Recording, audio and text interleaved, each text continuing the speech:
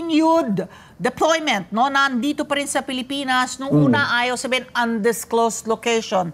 Pero ngayon, merong mga ulat na ngayon na somewhere in northern Luzon ang nakadeploy po itong tinatawag nilang, I don't know if I'm pronouncing it right, Typhoon nuclear missile. Launcher lamang to, no?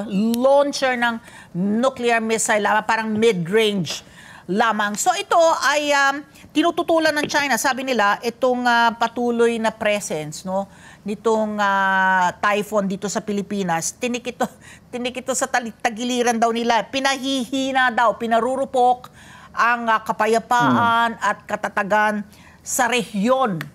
So with that, we have one nuclear launcher, missile launcher. Pero ang China, meron po ba siyang mga nuclear missiles? Meron ba siyang mga missile launcher? Di ba last weekend, nakita natin yung UB class missile ship nila sa Half Moon Shoal. Na pumasok sila doon sa West Philippines natin. Although yung paglagay natin ng Typhoon na mid-range missile system natin sa Batanes, walang kinalaman naman doon sa pagpasok ng kanilang missile ship na yun. Natatandaan din natin last week, medyo naglabas ng mabigat na statement si China na ang Pilipinas daw nakikipag-arms race. Pag sinabi kasi nating arms race, halos pagkasing tulad yung dalawang bansa sa defense capability nila. No, alam natin asymmetrical yung defense capability natin.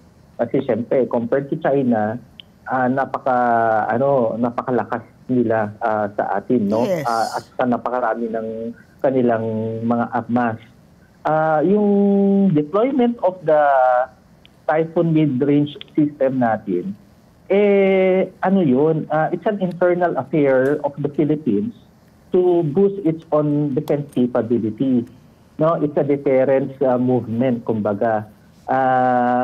Napagtanto ng AFP natin, pinapangarap na natin magkaroon ng ganitong armas dahil nga unang-una meron na rin tayong BrahMos missile.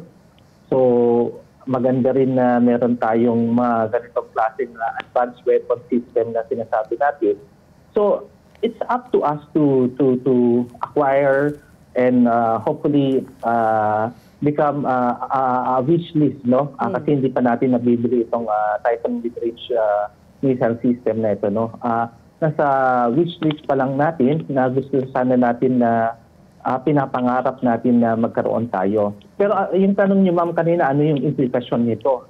Definitely, kasi matagal ng issue yung yung EDCA sites dun sa norte. Right. Pero hanggang Cagayan lang umabot. Pero yung Batanes, mabulis kasi, napansin natin na marami kasing intrusion na nangyayari doon.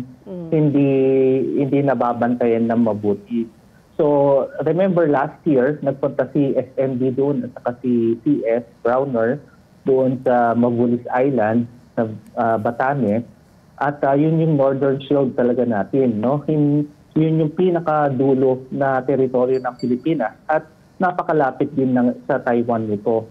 I think it is rightful for the Philippines na kumbaga nire-rehearse nila yung pagdepensa sa mga teritoryo natin, no?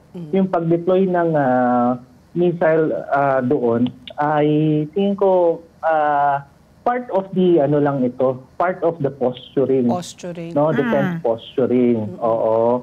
Hindi naman nangangahulugan na kinokompetensya natin si China dahil ang atin lang ini-exercise natin yung ating current strategy ngayon na territorial defense.